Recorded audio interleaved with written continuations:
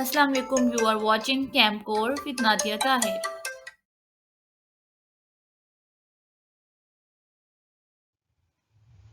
What is mole? Mole क्या है? What is Avogadro's number? What is the relationship between mole and Avogadro's number? All these in a simple and detailed explanation with solved examples and numerical practice. Watch full video to gain more.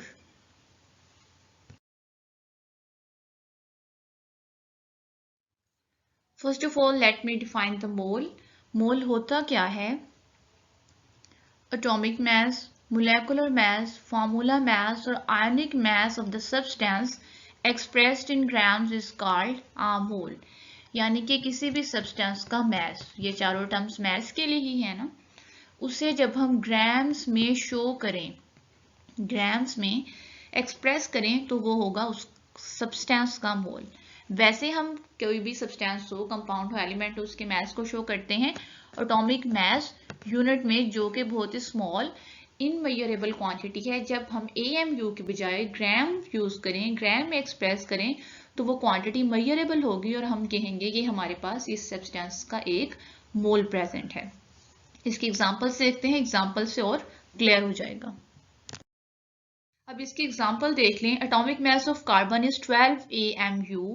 12 AMU है। अगर इसी को हम grams में लें तो क्या हो जाएगा? ये 12 ग्राम्स।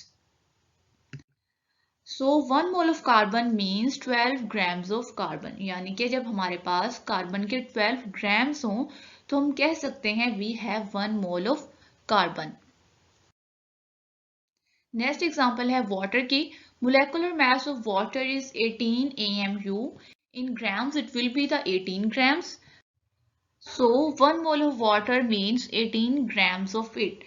यानी कि जब हमारे पास 18 grams of water होंगे, we can say we have 1 mole of water.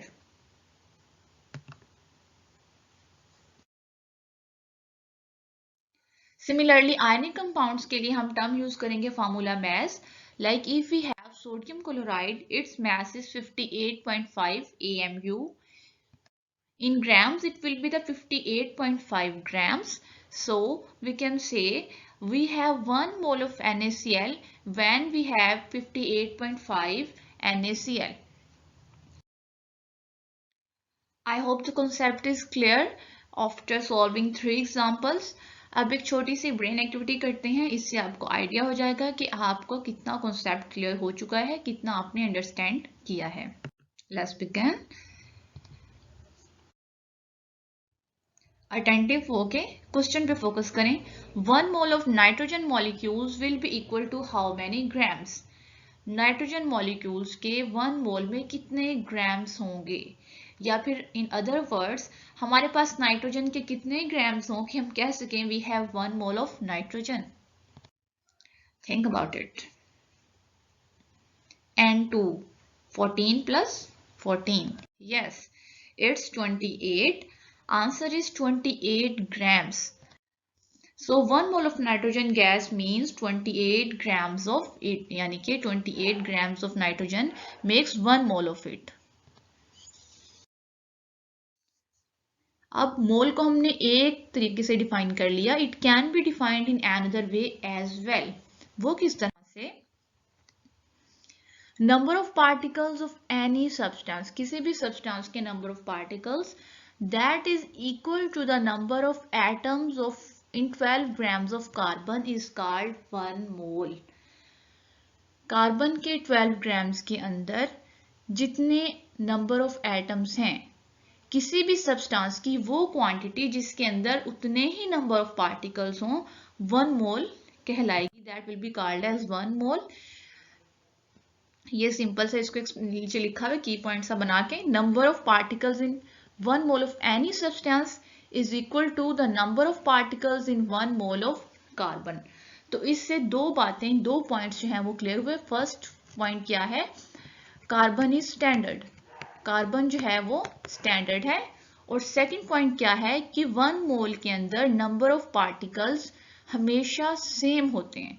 अब वो पार्टिकल्स एटम्स हो या मॉलिक्यूल्स हो या आयंस हो, कुछ भी हो, बट नंबर हमेशा उनका सेम होगा। अब वो जो नंबर सेम है, हमने कहा 1 मोल के अंदर हमेशा एक ही जितने पार्टिकल हैं, नंबर ऑफ पार्टिकल्स सेम है, that number of particles is called Avogadro's number.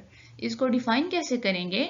Number of particles in 1 mole of any substance is called Avogadro's number.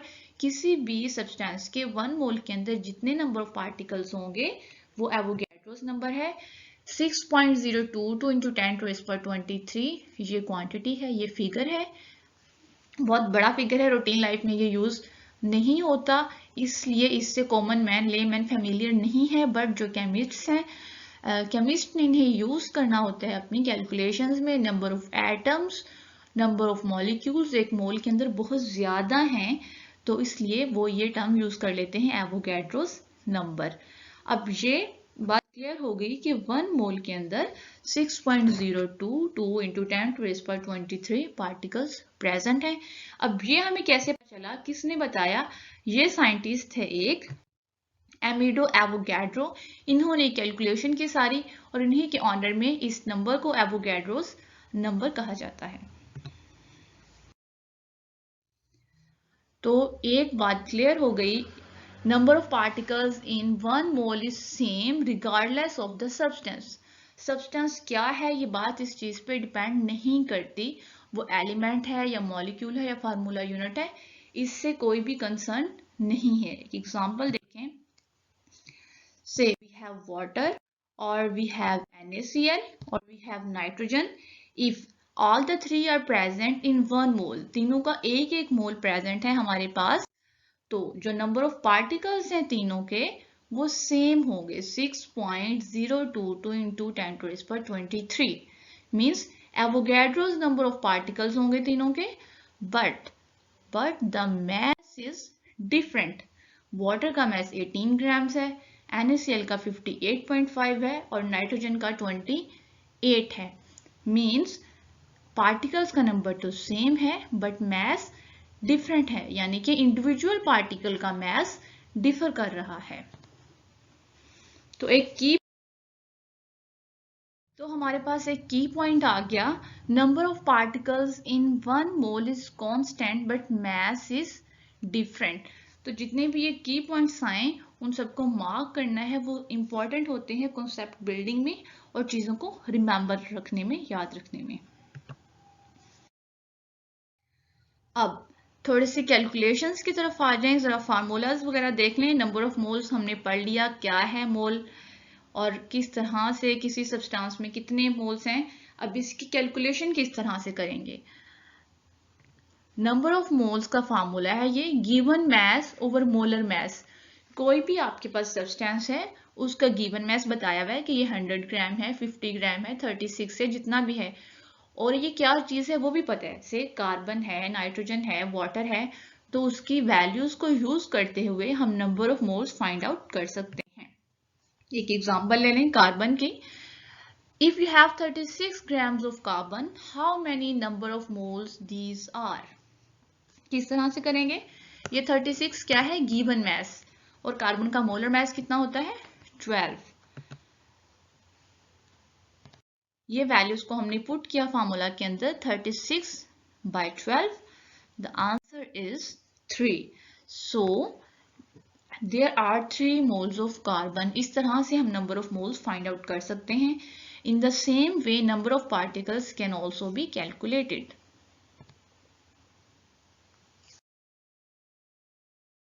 Number of particles के लिए जैसे हमें पता है कि एक मोल के अंदर कितने नंबर ऑफ पार्टिकल्स होते हैं, एवोगैड्रोस नंबर ऑफ पार्टिकल।